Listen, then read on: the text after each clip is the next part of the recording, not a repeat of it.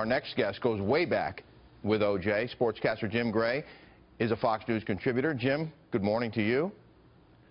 Morning, Rick. I'm going to ask you the same question because you know this man. Do you believe he's a threat to society?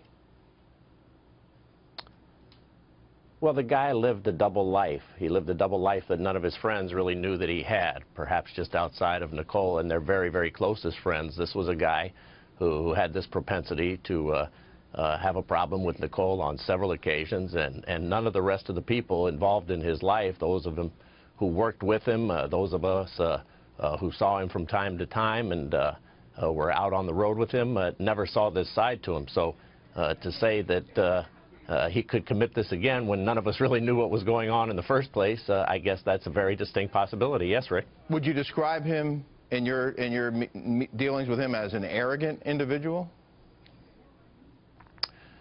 Well, arrogant came along with the confidence, so I guess there's a fine line between the two. This was a guy who loved being OJ Simpson. Everywhere he went, his face was his ticket. He used to say that to everybody, and he was a happy-go-lucky guy out in the public. I really never saw him have a bad public moment. In constant company with him in stadiums, fans, airports, restaurants.